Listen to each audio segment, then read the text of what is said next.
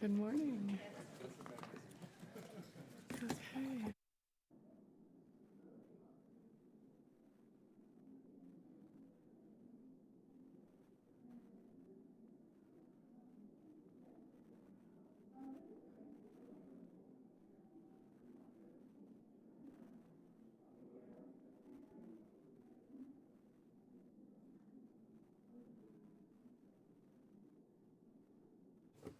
The Committee on Science, Space, and Technology will come to order.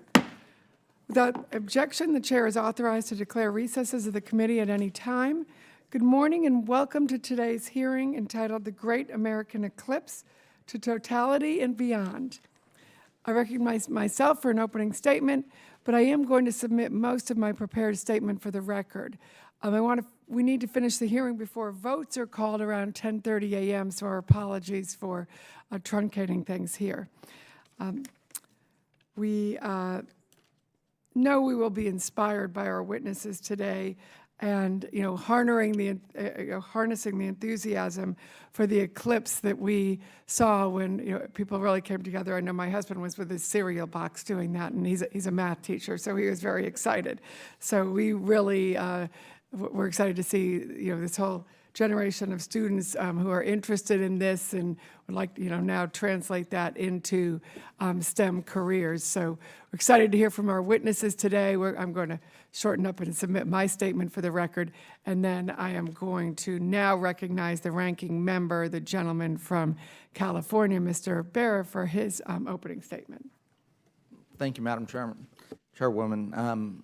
The eclipse was absolutely exciting, right? On August 21st, I went to the Powerhouse Science Center in Sacramento, and what was great about it was the number of kids that were out there, with their glasses, and the number of amateur astronomers that were out there, and that reminds me of the excitement, growing up with the Apollo program, and the excitement and the generation of scientists that spawned and encourage folks to go into science.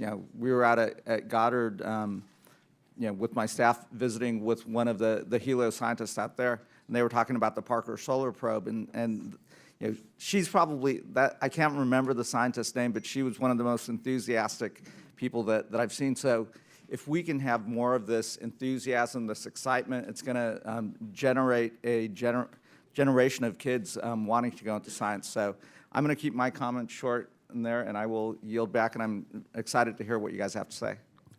Great, and I now recognize the chairman of the full committee for a statement, Mr. Smith. Thank you, Madam Chairwoman. In August, millions of Americans turned their eyes to the sky to witness a rare event, a solar eclipse. The Great American Eclipse was a profound experience for anyone fortunate enough to be in the path of totality, and exciting even for those of us who witnessed a partial eclipse. An eclipse is a sight that has inspired previous generations, and one that I hope will inspire a whole new group of young people to study the universe and beyond. It was an 1878 American eclipse that inspired a young inventor named Thomas Edison. Edison took a trip to Wyoming to view the total eclipse and attempt an experiment to measure the sun's corona, or outer atmosphere. The experiment failed, but allegedly inspired him to think about the principles of light and transmission of power. The very next year, he invented the incandescent electric light bulb. Who knows what discoveries this year's eclipse will inspire, but we do know it has already generated an enthusiasm for astronomy, astrophysics, and astrobiology. Thanks to the good work of NASA, NSF, and their partners, that enthusiasm was converted into viewing parties, STEM education lessons, and citizen science that engage millions of Americans. We have the privilege today of hearing from a panel of witnesses who helped make the day a success for both science and education. I thank our witnesses and look forward to seeing their incredible photos and videos, learning what scientific discoveries may come from experiments conducted during the eclipse, and hearing what's next for solar science. It is human nature to seek out the unknown and to discover more about the universe around us. We have an extraordinary opportunity to turn enthusiasm for the great American eclipse into a renewal of American physics and astronomy that lasts far beyond the 2 minutes of totality. Thank you, Madam Chairwoman. Yield back. Thank you, and I now recognize the chairman of the Space Subcommittee, Dr. Babin, for an opening statement. Thank you very much, Madam Chairman. I want to start by thanking our colleagues and also our witnesses that have come forth with this very, very interesting hearing. Something that struck me about this eclipse is the level of excitement that it generated all across the United States. The eclipse was something that really brought us all together in our inspiration and awe. But I'd like to also add that NASA's web traffic during the eclipse skyrocketed. It peaked at 7 times higher than its previous record. The eclipse's online viewing audience compared with the audience for the Super Bowl. And even Netflix lost 10% of the day's viewership of the eclipse. And schools across the country incorporated the eclipse into their teaching programs, and there's no telling how the eclipse sparked the imagination of our school kids and captured their fascination, and thoroughly enjoyed myself showing and explaining to our school children in some parts of my district during that time, including my own grandchildren, the little cereal boxes that our chairwoman had just talked about that we had made. They're solar viewer projectors, I think is what their real name is. But it was one of those rare, wonderful events that was exciting to the scientific community as it was to the man on the street. It was an inspiration to our youth, and it brings to mind an interesting comparison. In a way, the 2017 solar eclipse was almost like a space station, a space mission that was brought into our own backyards. I'm very excited about the upcoming 2024 eclipse, which in my opinion could be even more impressive and awe-inspiring, not the least because the path of totality for this eclipse travels right across my home state of Texas. I want to thank you all for your testimony and looking forward to it. And I'll reel back, Madam Chair. Thank you. And I will now introduce our witnesses. Our first witness today is Dr. James Ulvestad, Acting Assistant Director of the Directorate for Mathematical and Physical Sciences at the National Science Foundation. Prior to the NSF, he was Assistant Director of the National Radio Astronomy Observatory, where he oversaw the Very Large Array and Very Long Baseline Array radio telescopes. He has also served in various capacities at the NASA Jet Propulsion Laboratory. He received his Bachelor of Arts degree in astronomy from the University of California at Los Angeles and his PhD in astronomy from the University of Maryland. Our second witness today is Dr. Thomas, I'm going to let you, Zurbuchen, Associate Administrator of the Science Mission Directorate at NASA. He previously served as a professor of space science and aerospace engineering at the University of Michigan. He has worked on several NASA science missions, including Ulysses, the Messenger spacecraft to Mercury, and the Advanced Composition Explorer. He earned both his Master's of Science degree and his PhD in physics from the University of Bern in Switzerland. Our third witness today is Dr. Heidi Hammel, Executive Vice President of the Association of Universities for Research in Astronomy, a group of 44 U.S. universities and institutions that operates world-class astronomical,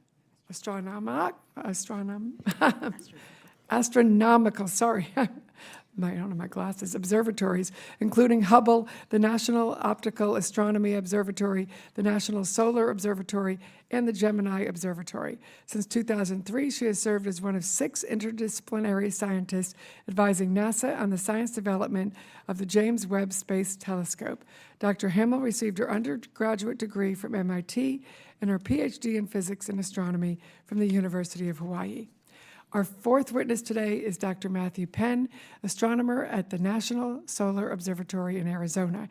He is a principal investigator on the Citizens Continental Telescope Eclipse Experiment, or Citizen-CATE, and a telescope scientist for the McMath Pierce Solar Facility on Kitt Peak. Specifically, he works on the DKIST telescope project under construction in Hawaii, developing infrared science and instrumental requirements.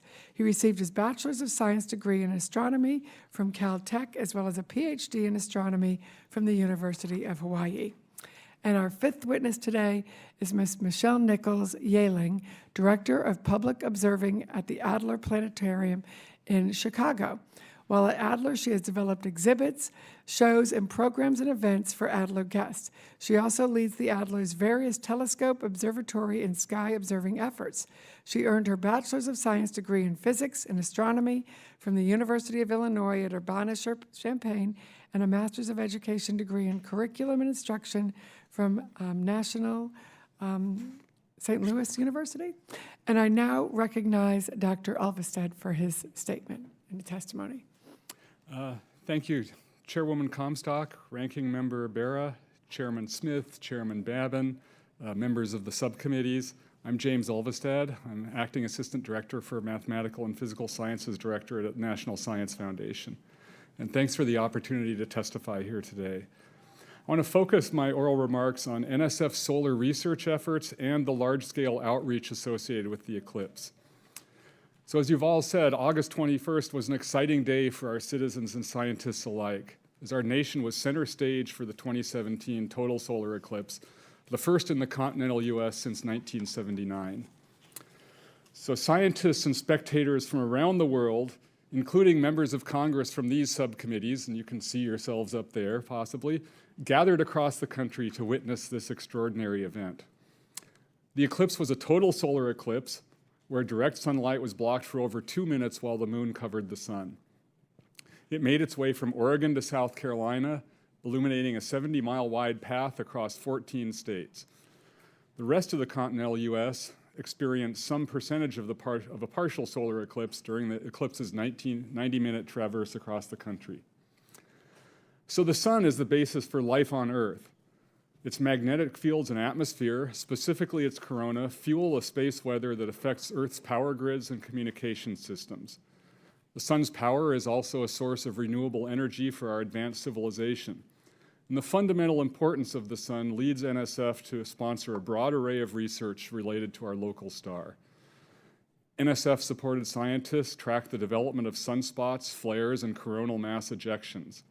They work to better understand how these phenomena are associated with the sun's magnetic field, which influences the energetic space weather events that can wreak havoc on our technology. So during the eclipse, the High Altitude Observatory of NSF's National Center for Atmospheric Research, in partnership with the Harvard-Smithsonian Center for Astrophysics, flew an airborne infrared spectrometer on board NCAR's Gulfstream 5 research aircraft. This instrument collected infrared data to probe the complex magnetic environment of the sun's corona. Of course, there aren't results yet. As science goes, there will be results coming out over the next year or two. So researchers in general continue to study the behavior of the sun to develop warnings of solar storms that may be coming toward Earth. So the Global Oscillations Network Group of NSF's National Solar Observatory, a network of 6 solar monitoring telescopes sited worldwide, provides full-time monitoring of the sun and is a critical element of space weather forecasting models. So now let me move to the eclipse and some of the outreach efforts.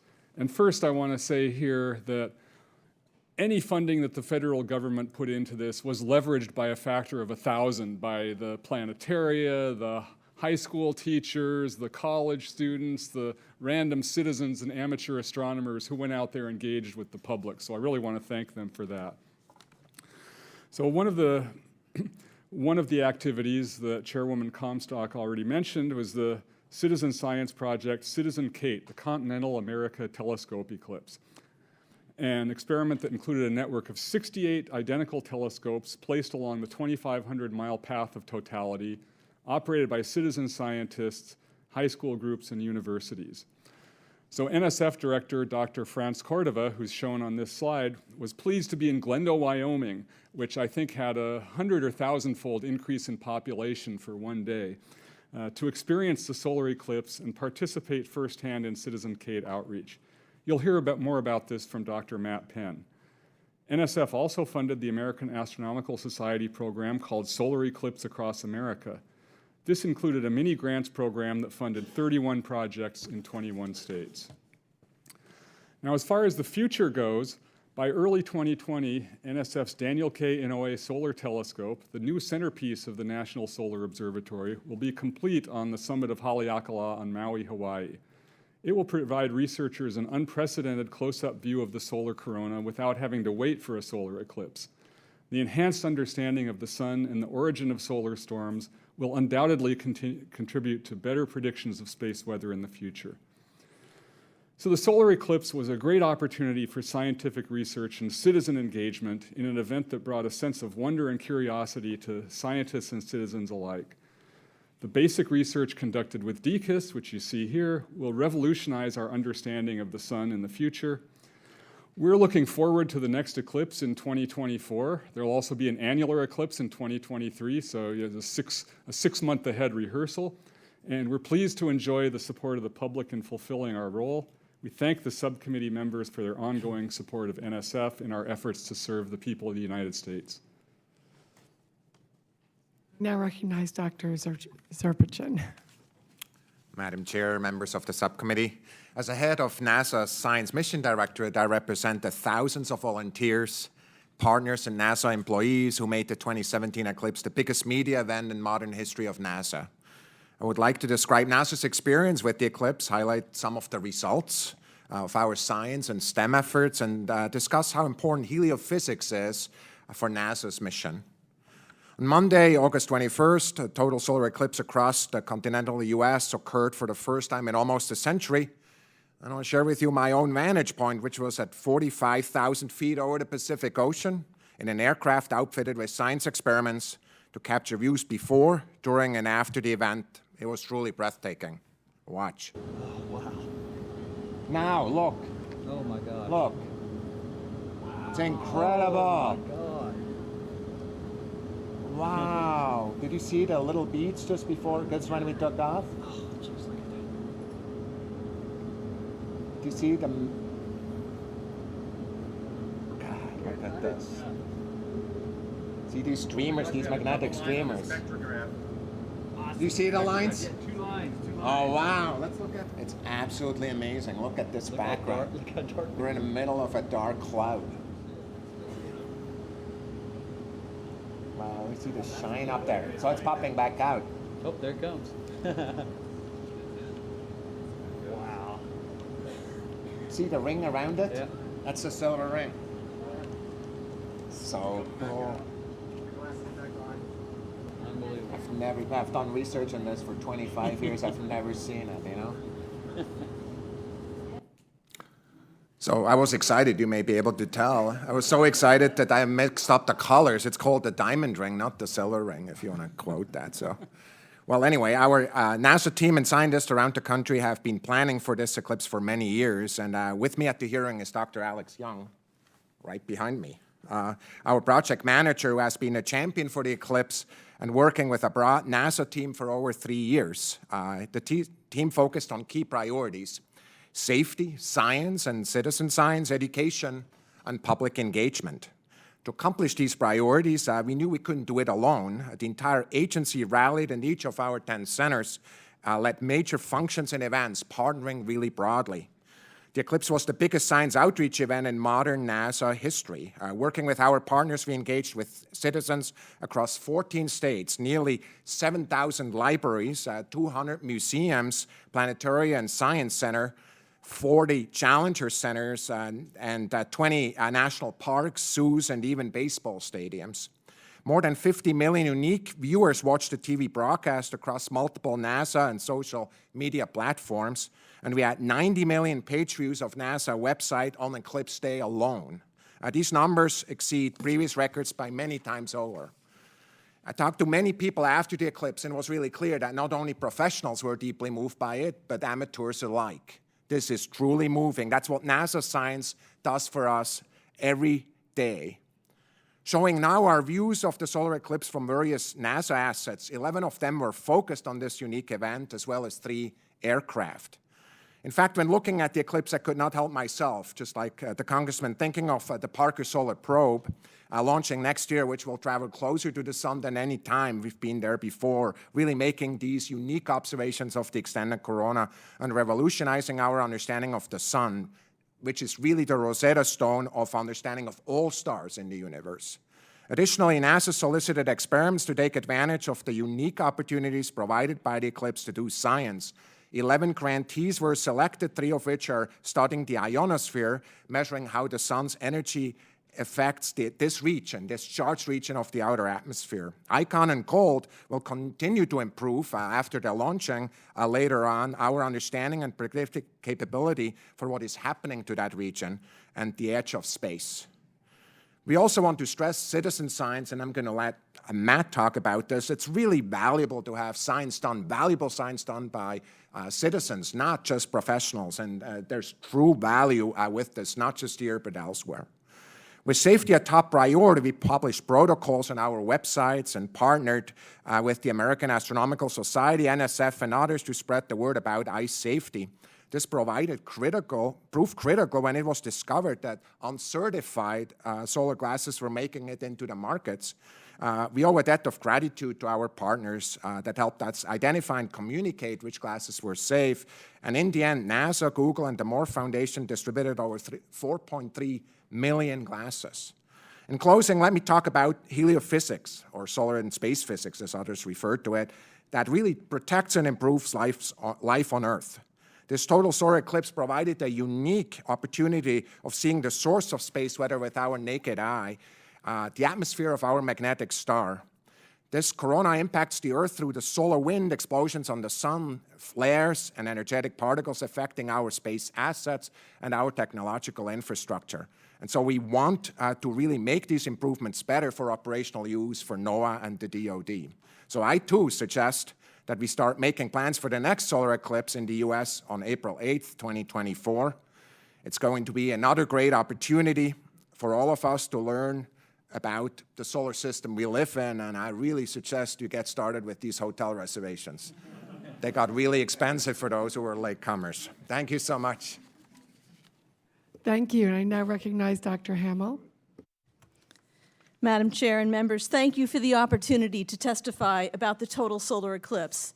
On August 21st, 2017, millions of Americans, including me, witnessed the total solar eclipse, watching in wonder as our star disappeared from the sky. At the same time, scientists scrambled to collect as much data as possible about the sun's faint corona. The sun's corona is the source of solar storms. The term space weather refers to the effects of these storms on the Earth and other planets in our solar system. We live inside the atmosphere of an active star. In 1859, a monster solar storm, the Carrington event, stunned the world. Telegraph systems worldwide went haywire, emitting sparks that not only shocked the telegraph operators, but actually set telegraph paper on fire.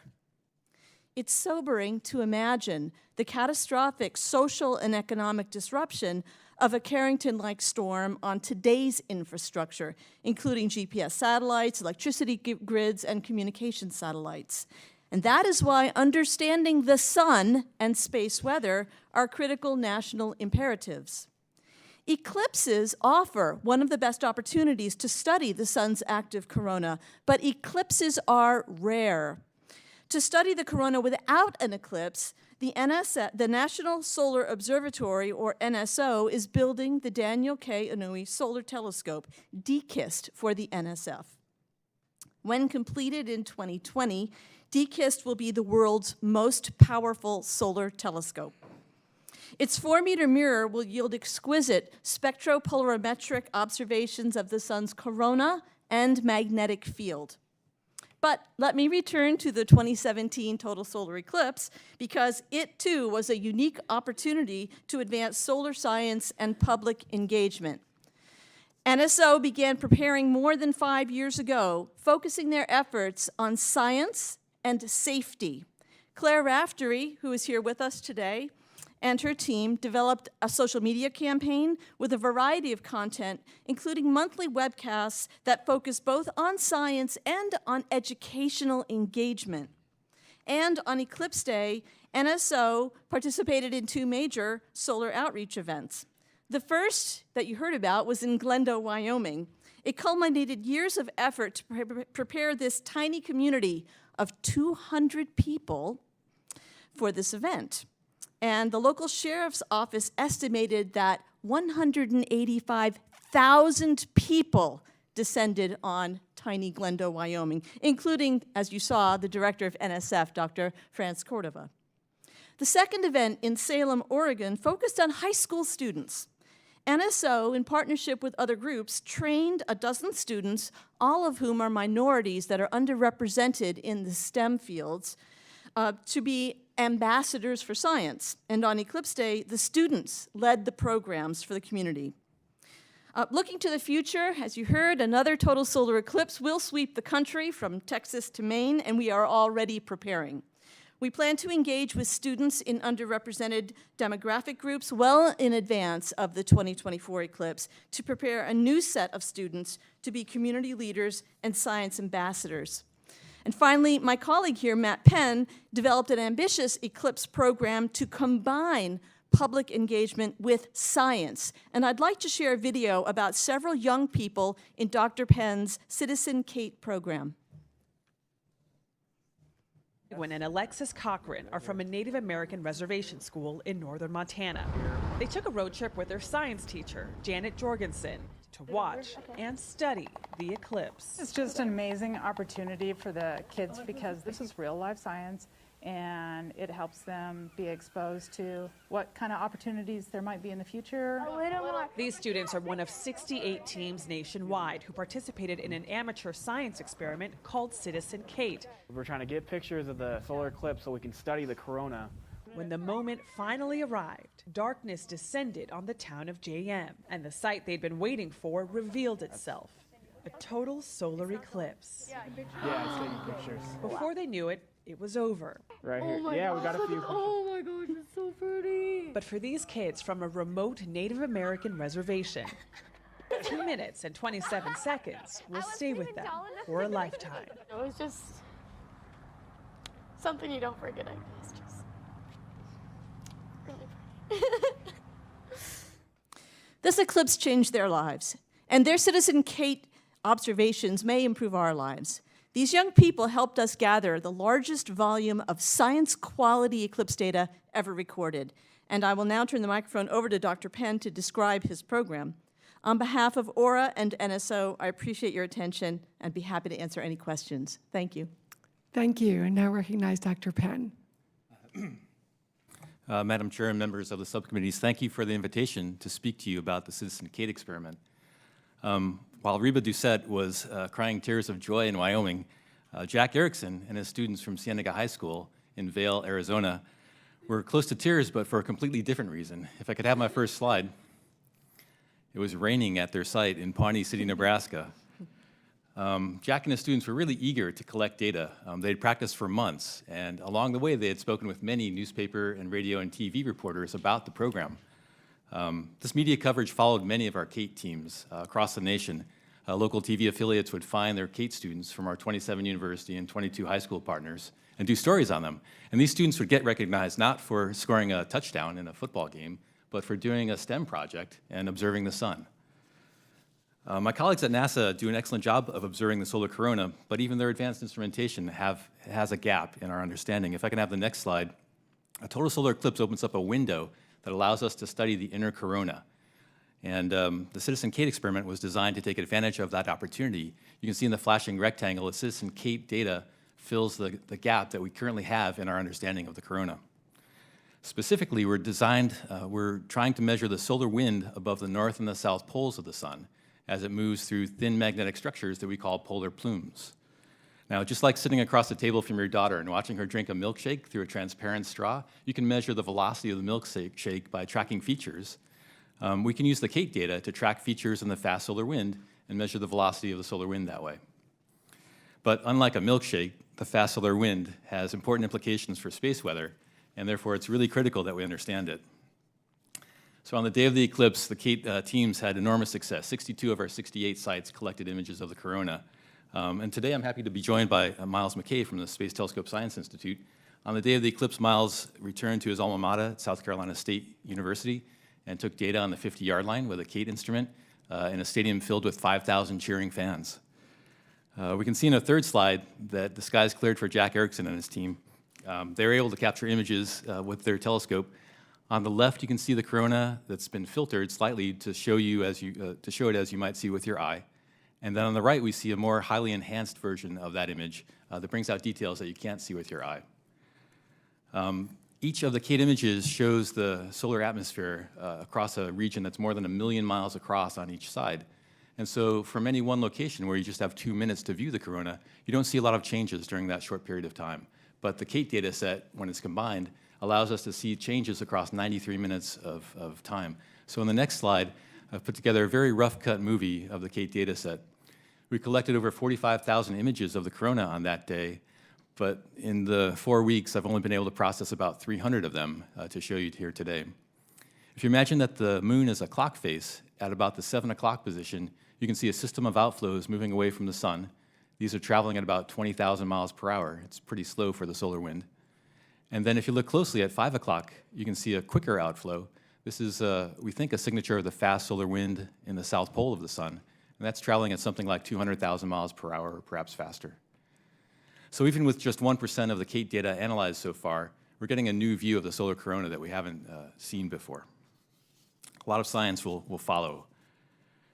I'd like to close by saying that a total solar eclipse is both an uplifting and a humbling experience at the same time. It's uplifting because it teaches us that we're smart enough to predict when these will occur. In my next slide, we can see, as my colleagues have mentioned, that the next eclipse visible across the country, across the United States, will occur on April 8th, 2024. But if we go further and try to figure out when is the next solar eclipse, total solar eclipse, visible from Dallas, Texas, we can predict that it will occur at 1:57 p.m. on Saturday, June 30th, in the year 2345. So mark your calendars, please. A total solar eclipse is also a humbling experience because it teaches us that we have no control over the huge planetary bodies that cause eclipses. It reminds us that we're just little people sitting on a big rock watching the show. It doesn't matter what your nationality is or what your age or your gender. Total solar eclipse is a really moving and human experience. So I'm looking forward to enjoying the next experience, experiencing the next eclipse with all of you in April of 2024. And I'm looking forward to answering any questions that you might have as well. And now we'll hear from Ms. Nichols-Yehling. Madam Chairwoman and members of the subcommittees, thank you for this opportunity to testify. On August 21st, 2017, millions of people across the United States gathered. Friends, families, and strangers gathered by the hundreds, thousands, or tens of thousands in public spaces. They gathered in small groups or they found places to be alone. No matter the size of the group, the goal was the same: look up at the sky at an astronomical spectacle that hadn't been seen to this degree in our country for several decades, a solar eclipse. Coordination and planning of efforts for public engagement around the eclipse started several years ago. Organizations such as the American Astronomical Society and the Astronomical Society of the Pacific helped institutions and groups talk to each other to see where efforts could be shared. The American Astronomical Society and NASA served as clearinghouses of reliable scientific content to help the media, the public, and educators engage with the eclipse phenomenon. Universities such as Southern Illinois University at Carbondale and the University of Missouri in Columbia planned extensive public opportunities at many audience engagement levels. Institutions such as the Adler Planetarium in Chicago organized events for those who could not travel to the path of totality, but who still wanted to enjoy the sight of the partial eclipse. These were massive efforts that reached millions of people across the country. The Adler Planetarium started planning for this eclipse 3 years ago. We had several goals for our programs: increase the capacity of organizations around the Chicago area to host their own eclipse observing events, make residents of Chicago, the surrounding suburbs, and those in the region aware of what was happening and empower them with the skills and tools to observe the eclipse themselves, serve as a trusted source of information for the public and the media, provide eclipse resources for those who might not otherwise have access to them, reach traditionally underserved audiences, engage a variety of communities and get them interested in our universe, even if they had not been interested previously, and bring Chicago together because this was Chicago's eclipse to share. Our events were free and open to everyone. In addition to our programs in Chicago and in the surrounding suburbs, we brought our Galaxy Ride outreach program to over 2,300 people in several rural communities in Southern Illinois. We were also honored to be asked by Southern Illinois University to assist them with planning and facilitating several of their eclipse events that garnered national and international attention. And what were the results of these efforts? We distributed free of charge over 250,000 safe eclipse viewing glasses, including 10,000 given to schools and given to schools to help students and teachers in the Chicago area watch the eclipse during the school day. The Chicago Public Library System and libraries throughout the region held eclipse viewing activities at dozens of library branches. Chicago Park District parks held eclipse viewing events. Our partners, such as the Chicago Botanic Garden, the Morton Arboretum, Napier Settlement, and WonderWorks Children's Museum, held viewing opportunities that welcomed thousands more participants. We empowered people who did not have solar viewing glasses to find safe and easy ways to view the eclipse via other means. The Eclipse Fest block party held at the Adler Planetarium attracted 60,000 people, which is 10 times the highest number we ever previously recorded for a sky observing event, and 10% of our annual attendance. The audience at that event was a cross-section of the diverse population of Chicago, including participants who had never interacted with the Adler Planetarium previously. We estimate the number of people directly impacted by all of our activities to be over 500,000. The next logical step to ask is, what's next? How do we leverage the momentum and excitement from this eclipse to carry us forward? This kind of effort is what out-of-school time institutions like the Adler Planetarium already do. The Adler Planetarium exists to help people become better connected with the universe. The public interest in the eclipse allowed us to scale our efforts upward to welcome more people. Illinois responded to us with an enthusiasm that was staggering. In addition to the collective inspiration provided by the eclipse, the Adler Planetarium hopes this incredible experience will also lead to 1. Financial and programmatic support for out-of-school time institutions to continue providing science activities to the public. 2. Support for institutions and organizations to communicate with each other and jointly plan and sustain small and large science programs that have a variety of impacts. And 3, support for institutions to bring high-quality science and engaging science activities at low or no cost to underserved populations in urban, suburban, and rural locations. We hold fast to our core belief that making science welcoming, engaging, and accessible to all helps strengthen communities socially, culturally, and economically. After all, we share a sky above our heads, and everyone deserves the opportunity to engage with it. Thank you. Thank you. And I now recognize myself for questions, or a 5-minute round. First of all, I just have to thank all of you for just your role in what was just an incredible sort of universal experience that we all had. I loved watching the plane, Dr. Zurbuchen. That was, while my husband was with his cereal box, I really enjoyed having that bird's eye view. And it just was fascinating how, all of the communication beforehand to get everyone participating, to get the glasses, to do the cereal boxes, to have those large group events. I know in my district we had the Udvar Hazy Center, so we were very, and there was, my daughter lived near it. I was trying to tell her to get over there, and said the backup was, the traffic was incredible, so it was worse than the normal traffic that we might have.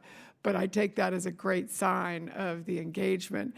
So how do we now capture this in terms of directing this into STEM science? Because it was such a wonderful thing that you made it a real teaching moment. And how, going forward, can we get people more engaged in these fields and in STEM careers?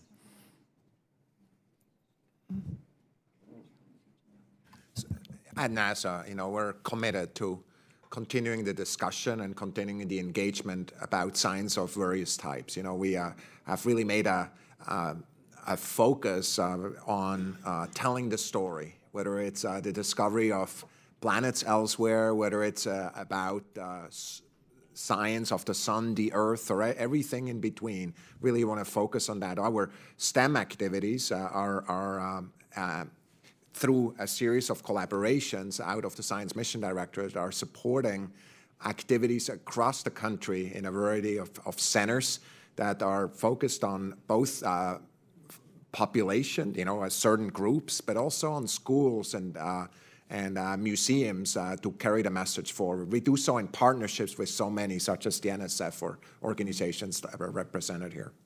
Yeah, and that was great. I really appreciate the comments on the children from the Indian reservation and how you're engaging them, and the diversity folks that you were able to engage in this. I did want to recognize, since I have three of my students, I guess two of my students from my district who were active in doing this also. They were also two young women who were active in my Young Women's Leadership Program, where we tried to focus a lot on science. And thanks to, we have Kendall and Reagan here, and then Kendall's mom, Jean Marie, so thank you for bringing them here. But maybe address a little bit about how you were able to engage everybody in that. And so how can we make, is this a particular interest of mine, we were able to, we had the Inspire Women Act that passed earlier this year. We're trying to get more women engaged in these fields. So maybe to our female witnesses, how we might do a little bit more of that. Thank you. We're fortunate in that the universe has granted us a second go-round on this eclipse.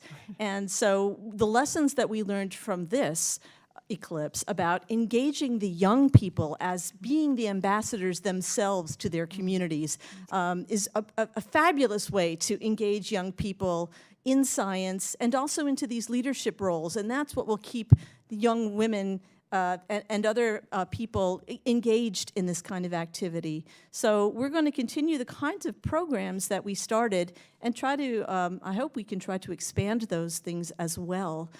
As you know from your experience, having the young people engaged, involved, and being the leaders themselves is a great way to capture them intellectually and emotionally. One of our projects that the Adler Planetarium had was to give telescopes to some libraries and teach teens, young people at those libraries how to use those telescopes.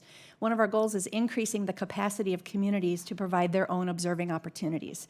And so this was a great test of that, but in the future we hope to do more of it and also work with other partners, other museums, and folks, especially those we haven't worked with before, because this gave us an opportunity to reach other audiences. So reaching teens, reaching young folks, reaching other partners will be important to us, especially going into 2024.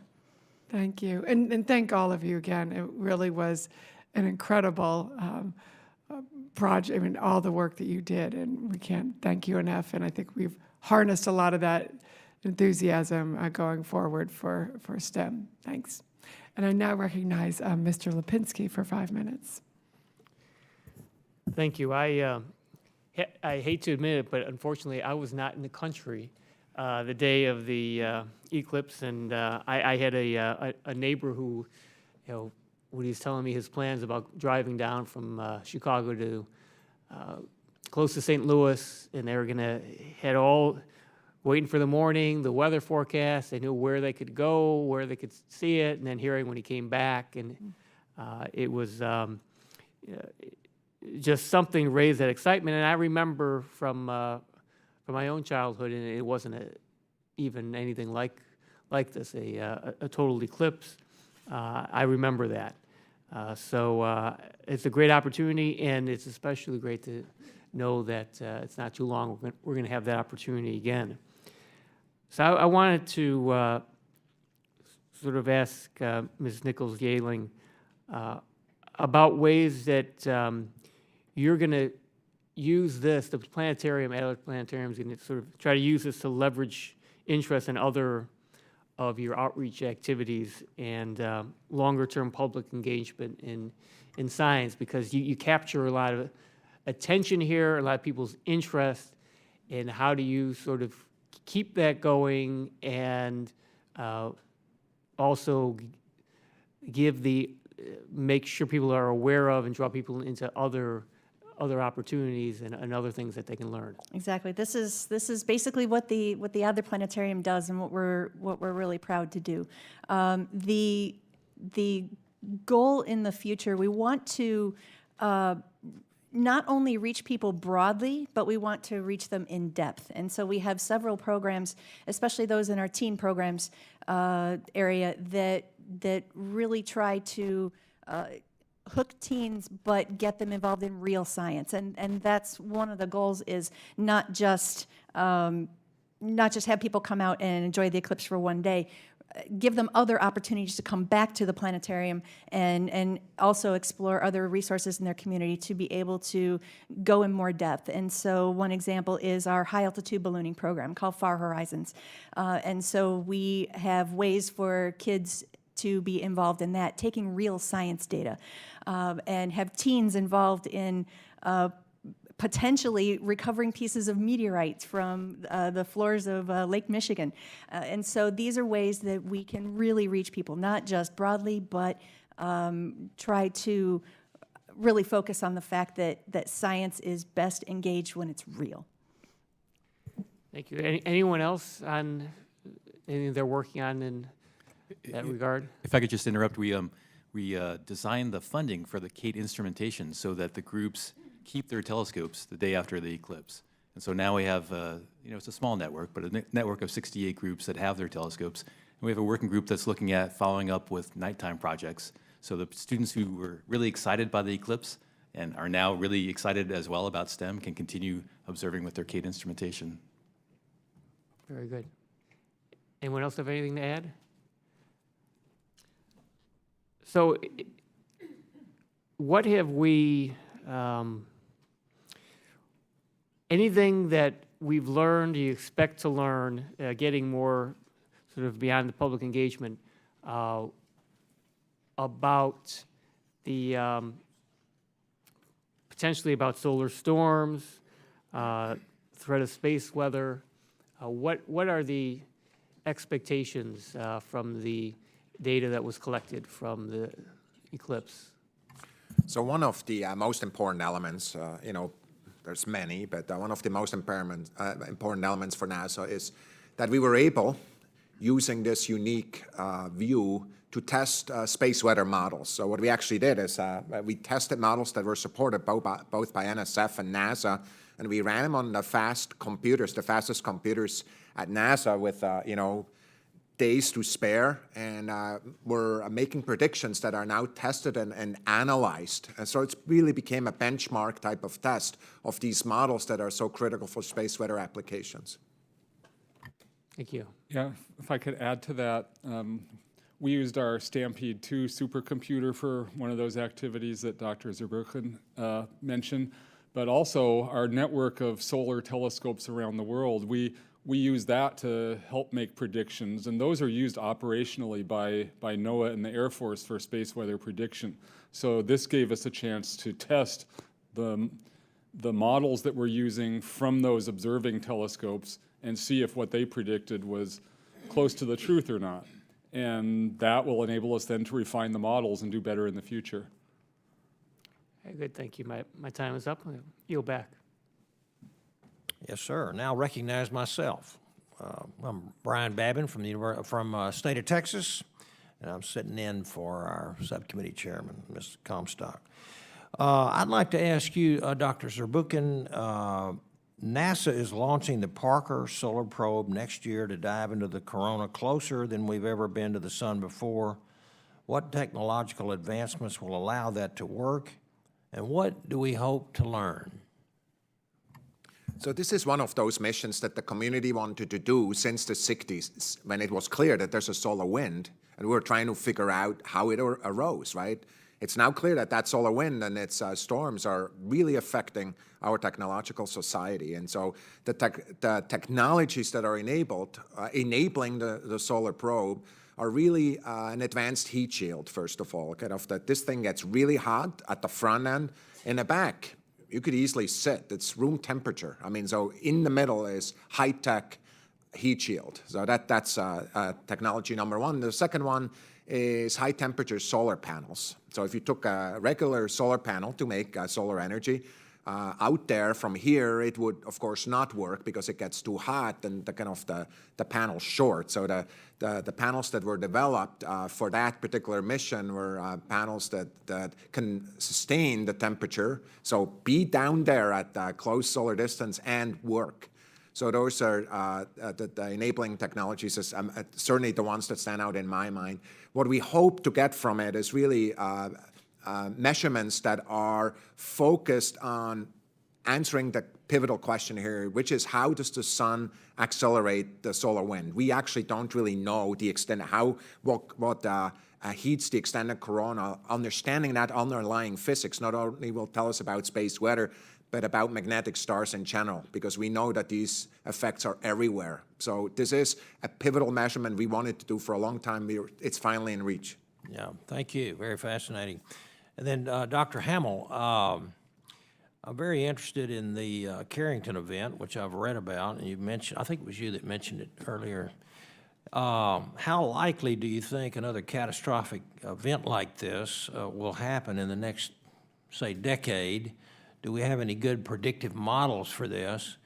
And then what are we currently doing? I think one big topic today is our infrastructure, our electric grid, whether it be man-made or some natural disastrous event like this. If you can answer some of those questions and elaborate, I would appreciate it. Sure. As you heard from Dr. Zurbuchen, one of the activities that took place during this total solar eclipse was exercising our models. And it's our models that we rely on to determine whether or not an event like the Carrington event is likely to happen in the future. Yesterday, when we were preparing for this, we had some discussions about how likely is it, because we are curious too. And there have been some studies that have predicted that the probability of something like this happening is something like 10% per decade, of order. Not everybody agrees with that. That's just one of the models. But when you do the math and you think about when the Carrington event took place and where we are now, how many decades is that? 10% probability.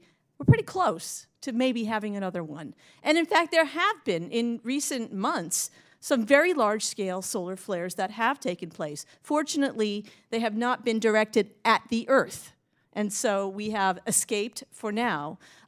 There are, though, of course, on record, there's evidence that solar storms have affected things like airplane navigation systems, other kinds of lower-level scale effects. So it's real. It's going to happen sooner or later. So it's important that we are prepared for that. So what are we doing to prepare for that?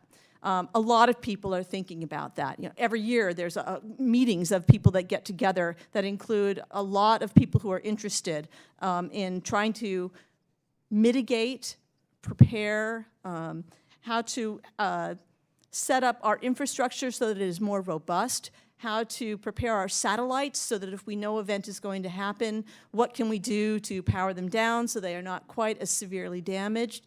And I know that there are many groups in the government who are working collaboratively together. Not only our NASA and NSF representatives, but NOAA, FEMA, the Air Force, all of these groups have been talking actively about this. So it's a subject that is on people's minds. Do any of my colleagues want to add? Yeah, I'd like to hear if anyone else has to. I'll just add to the last point Heidi was making, which is for the last 3 years under the National Science and Technology Council, there's been a group called the Space Weather Operations Research and Mitigation Task Force, and they produced the National Space Weather Plan back in Space Weather Action Plan back in late 2015, and that involves, as Dr. Hammel said, NASA and NSF, but also FEMA is involved, Department of Energy, and so understanding how to predict solar storms, and then understanding, okay, what is your response? How do the public utilities respond? And given a certain probability of a solar storm of a certain magnitude, what should they do? That's the kind of question that this interagency task force is wrestling with. One of the things that we've been doing recently is sort of working on establishing benchmarks for the level of solar activity that would cause us to recommend certain actions as a government. So I think that's ongoing. It's good to see a lot of different agencies working together. In the course of my normal daily life, I wouldn't interact with FEMA, so I think it's really good that we have that opportunity through this task force. Thank you very much. My time has expired, but I want to say that I've been very active with FEMA here lately too, because we had Hurricane Harvey down there, and appreciate your testimony. Now I'd like to recognize Ms. Bonamici. Thank you very much, Mr. Chairman. Thank you to all of our witnesses. I'm from Oregon, so this was a very big deal in our state. The estimates were about 1 million people came into the state. We only have 4 million people living in Oregon, so it was significant, really, really important to our state. And really, it was awe-inspiring. We had astronomers and hobbyists and families and from all over the world actually traveling to my home state. OMSI, our Oregon Museum of Science and Industry, hosted a big event. Oregon State University in Corvallis had thousands of people for a viewing. They hosted exhibits, educational lectures. The university also had research projects that they initiated on the coast. A team of students from Lynn Benton Community College, for example, and OSU launched a balloon from the research vessel, the Pacific Storm, to capture live video of the eclipse. This balloon investigated the high altitude temperature and pressure variations, so that was exciting. The Ocean Observatory's initiative used in-water instruments to study how oceanic zooplanktons responded to the darkness caused by the eclipse an hour before the sky went dark. They started their nighttime feeding procedure, and scientists found actually that the ocean temperature barely moved even at totality. Really, really amazing experience. From what I personally felt, and I was at 99% just in my own neighborhood, the temperature dropped significantly, and that was the first thing everybody could feel, a significant drop in the temperature. And as the sky began to turn dark, we saw all the wavy lines. It was a really, really amazing, awe-inspiring experience. I wanted to ask you, Dr. Penn, about Citizen Kate, because I saw how many sites you had across the state of Oregon, and what a great way to really capture so much as the eclipse moved across the country. Can you talk about, and I read a little bit and heard a little bit about your funding challenges along the way. Can you talk about the importance of the federal funding from NASA and NSF? And I know that was a big part, but as we set budget priorities here, it's really helpful to have yet another example of where federal funding made a difference. Yes, so we started out in 2016 by getting a grant from NASA to do some student training. So Miles McKay was one of the students. We packed up a bunch of students with telescopes and sent them to Indonesia to get on-the-job training during the 2016 eclipse. And so then when they returned, we had some summer programs where they did some research with their data. But most importantly, they ran the workshops, the training workshops for 2017 volunteers across the country. So that was really critical. It not only took the burden off of me to try to train 68 teams, they spread out and did the training, but empowered them to learn about solar physics and to have the experience of the eclipse to start with. And then building the instrumentation funding for 2017 was a challenge, but actually, looking back, I'm just amazed at the cooperation from corporate sponsors. We had Daystar Filters donating 60 free telescopes to us, and Celestron donated 60 free mounts. MathWorks and ColorMaker were our other corporate sponsors, major corporate sponsors. And then the National Science Foundation was able to bring us from a site, looked like we were going to get about 30 sites, bring us up to the full 68 site total.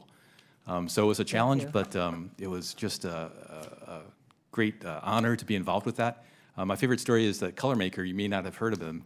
They make food dye in Anaheim, California, but the CEO is an avid amateur astronomer, and he read about our program and sponsored 5 sites. It's a wonderful example of public-private partnerships. Ms. Nichols-Yehling, and I know from your background with the planetarium, you had a really important role in bringing the experience to the public. And talk a little bit about sort of outreach and the level of participation. How did you reach audiences and groups of young people not typically engaged in sort of out-of-school science activities? So about 3 years ago, we started, as I mentioned before, working with libraries to bring telescopes to them and teach folks there how to use those telescopes, and then they were able to use them on the day of the eclipse. And we intend to keep that program going forward and even reach more libraries, other institutions, schools, and that sort of thing.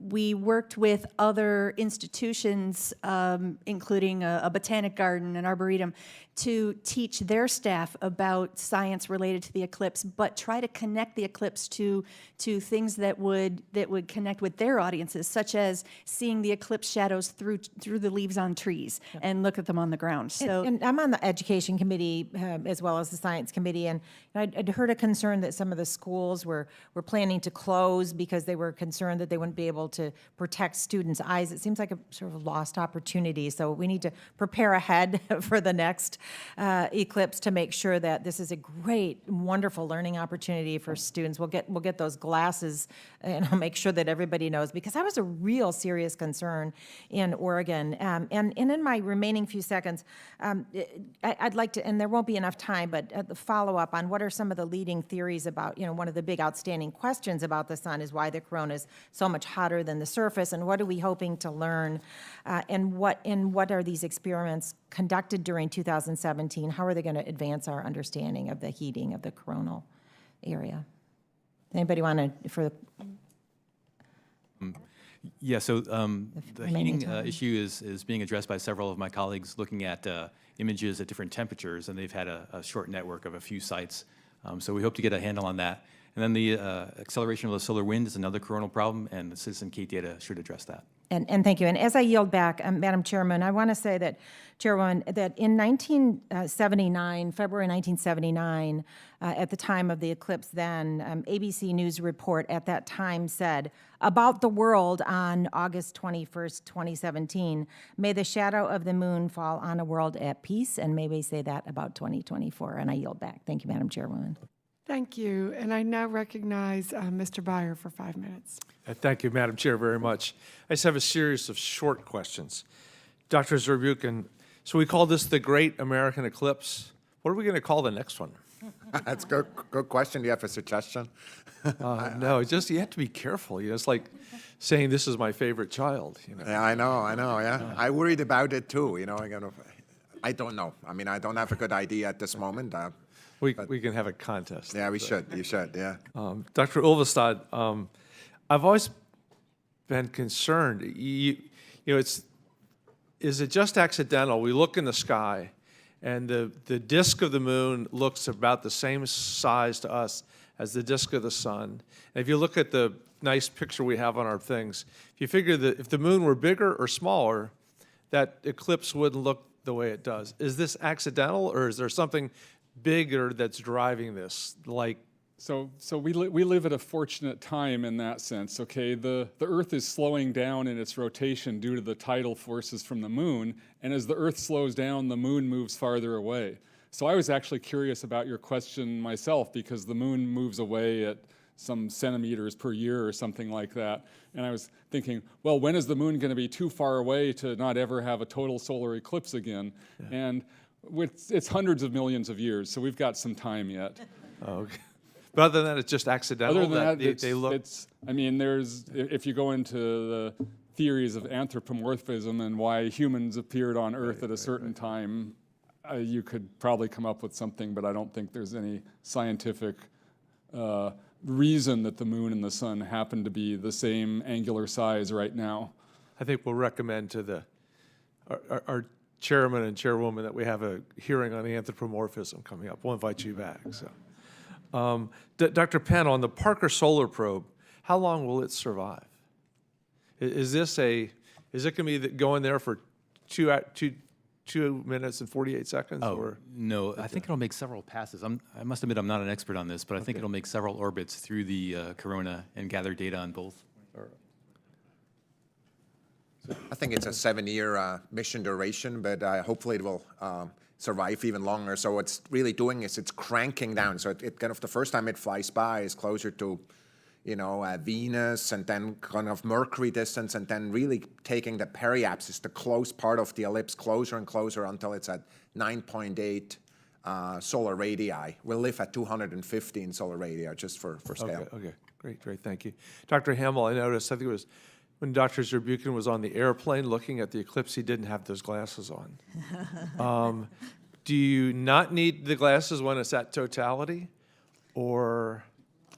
I brought my glasses for this very purpose. Actually, once totality has been achieved, you can take off the glasses. and then you have a fantastic view. You need these glasses when any little piece of the sun is exposed. So I'm so sorry that you only saw a 99% eclipse. That was awesome. Yeah, but it's even awesomer if you can get into the path of totality. The difference between 99% and 100 is literally the difference between day and night. Even that tiny little piece of the sun is 1,000,000 times brighter than the corona. So once you have that last bit disappear behind the moon, everything changes. Everything changes. So I hope for 2024 you make that trek to the totality line. It's worth it. As Mark Twain said, the difference between lightning and a lightning bug. Right? Yeah, there you go. Dr. Hammel, though, I'm struck with the notion that I think the testimony was we gave out 4.3 million glasses, but 51% of the Americans intended to look, which gives you 165 million.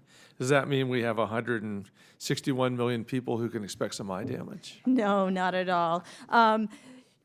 We could share glasses. The amount of the totality, the amount that leads up to totality, when you must have these glasses, takes over an hour. It takes quite a long time.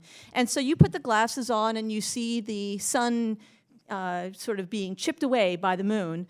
But then you take your glasses off and you hang out with your family and your friends, and a few minutes later you put them back on again. So there's a great deal of sharing that can go on.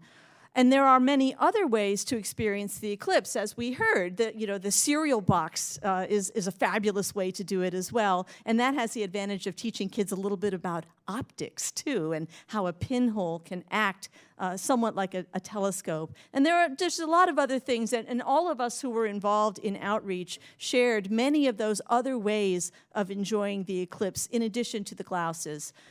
I think that one of the lessons that we all learned from this eclipse is that we have to be even more rigorous about ensuring that there are many, many millions of glasses available in the 2024 event. I'll share my own experience. I work closely with a teacher in Virginia, and she was training 500 of her fellow teachers for that day, the day of the eclipse. And they had ordered their glasses from Amazon. And then when this came about that they couldn't be sure that their glasses were safe, she and I brainstormed on all the other ways that the teachers could experience the eclipse. I think that we will take the lesson to heart because in 2024, the eclipse is in April, and the schools will be in session. And so we want to be sure that everybody has the opportunity to experience the eclipse and can experience it safely. I now recognize Mr. Vesey. Thank you, Madam Chair. I wanted to ask just about the days leading up to the eclipse. I know that, like you were talking about, there was a lot of confusion about the glasses, and Amazon actually issued a recall on some of the glasses that were out there in the marketplace. And I just wanted to know, from you, can you talk about the efforts that your agency's made to help spread information about the glasses? Because I think when we get ready to have the next one, as far as the general public is concerned, we're here having this committee hearing today and going into, great detail about the eclipse and what it means. But in 2024, they're going to want to know about what glasses to use again. So is there any lessons, anything like that you can talk about? So I'll say a couple words about that. So we funded the American Astronomical Society to create a web page of resources, and that web page of resources sort of had instructions on what you should do and what you shouldn't do. And well, that's fine if you know where to go to look for that web page, but I think a lesson for that is that we need to be more aggressive about marketing that kind of web page and that kind of information, and do more pushing out to the public rather than waiting for people to stumble across it because it showed up on their browser. And we also, as a public institution, directed people to that American Astronomical Society webpage as a very trusted source of information. We also allayed people's fears because we got our glasses directly from one of the trusted manufacturers. But then for those folks who were still concerned, definitely pushing those other ways to be able to safely view the eclipse, because it wasn't necessary to actually have a pair of glasses. There were many, many other ways to do it that were still perfectly safe. So getting all those messages across through our social media, through the regular traditional media, was really important in the days and weeks leading up. All right, what do you think just about lessons, learned? I mean, you talked about, what the steps that you guys took to make sure that you were getting them correctly and trying to get that information out into the public. Do you think there's something else that we can do when the next one comes around to maybe even prepare it even better? I'd say get the word out even sooner, because it was really hectic right at the end, maybe the last 2 or 3 weeks. We were just getting phone calls and emails, people concerned every single day. But definitely working with our partners, working with the media several months ahead of time. That's one of the lessons we took from it. Yeah, and I just want to add, I think it's absolutely important to recognize that not everybody is getting the news the same way, right? I mean, some URL somewhere may or may not be used. I mean, my children mostly, if they ever see me, it's on Instagram, which I don't know.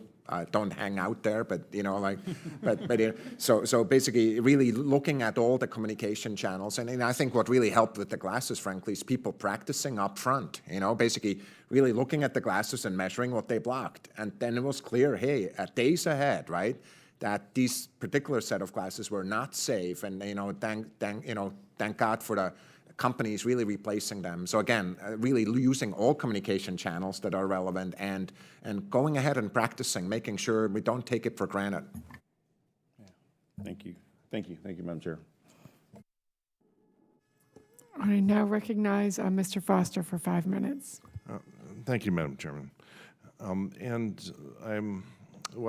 First off, I myself had the pleasure of watching the eclipse with students and their families at the Joliet Library's solar eclipse viewing party in my district. And like our panelists and the members here, I was really encouraged to see people from every walk of life taking an interest in science just because of the eclipse. But I'm a scientist, so I tend to like numbers about things. And a few weeks ago, I became aware of a NASA-funded research project led by Dr. John Miller of the University of Michigan to actually quantify who viewed the eclipse, how people prepared for it, gathered information for it ahead of time, when and how they viewed it, and in the months and weeks following, how the effects that it had on their scientific engagement and literacy. So this seemed like it was precisely the sort of fact-based public engagement that NASA should be engaged in. So I was thrilled to see this report, and I would like at this point to ask unanimous consent to enter into the record a preliminary version of the report. Thank you, by Dr. John Miller, entitled Americans and Their 2017 Solar Eclipse. And so that, with that out of the way, well, one of the things I just want to mention about this is that one of the, just to capture one sentence from his report, he said, during the 2 months prior to the eclipse, millions of American adults engaged in a wide array of information seeking and acquisition activities to improve their understanding of the forthcoming event. And trying to really understand that, and I understand that Dr. Miller has a very aggressive program of expanding this, is looking at things like social media, and so to actually quantify this. And I think I just want to, if any of you have any specific familiarity with that, I'd be happy to hear comments on it. So this study was funded out of the STEM activation parts of our Science Mission Directorate. We're really excited about it. Of course, both the coverage that we managed to get all together, right? It's not just one source. It's also, what I wanted to point out also is, of course, that a lot of the studies are still ongoing. So I'm really glad you're looking at this initial report, but we'll make sure that we draw your attention to the final report once it's being completed. I mean, I really want to make sure that we look at it just like you said. We feel it's absolutely crucial to use the tool of social sciences, to really make sure that our outreach efforts are targeted and are also up to date as things are changing as we go forward. Well, thank you. It's always nice to see government doing its job well. Now, to get to a little bit of scientific things here. How much overlap is there between preparation and mitigation for coronal mass injection events and EMP events caused by potential nuclear attacks? Is this now a completely separate set of preparation and mitigation, or are there enough similarities about what you have to protect, even though obviously the time structure and intensity of the pulses are very different? So I can say a few words about that, which I've fortunately learned from listening to my FEMA colleagues at the Space Weather Task Force, which is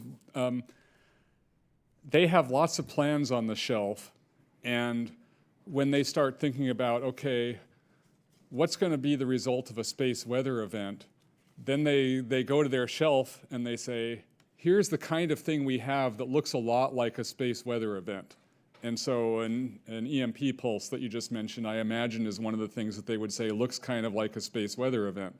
So within at least my organization, within NSF, we don't sort of engage in that activity, but I think what they do is they sort of take as a starting point what they already have. So rather than starting from scratch, they say, okay, what's different about a solar event from another event that we've studied? And that means they're not starting from square zero. So one of the major differences between the two events is the geographic extent of the event. And so basically, the real worry about a solar event of the type that Dr. Hammel outlined earlier is that it would be regional in nature. And so basically what would happen in an electrical system, it would overload as a regional type of thing. So far less is a local thing like lightning or even a pulse of the type that you're outlining. So there are similarities relative to the physics locally with the electric fields going up and so forth, how the systems react, but there's real differences relative to the geographic event and therefore the overall extent of the damage that could occur from it. Right. And of course, all nuclear EMP events are not created equal, depending on altitude and related things. Well, you know, it's nice. I just want to encourage you to actually, you know, share your planning on that, because, you know, neither of the two events, unfortunately, are low probability events, and often dealing with low probability, high damage events is something that, you know, our democracy does not do that well. And so I'm encouraged to see that you're at least thinking about part of that problem. Well, thank you. And at that point, I'll yield back. Thank you. And again, I thank our witnesses for just the great experience that you provided for our students and for people across the country, whether it was watching on the plane, seeing all the web activity and having that all captured, and now all the information that you have for research going forward. It was really exciting to see this all in action. I believe we only have about 9 minutes left to vote, so I do thank the witnesses, and the record will remain open for 2 weeks for additional written comments and written questions from members, and the hearing is now adjourned.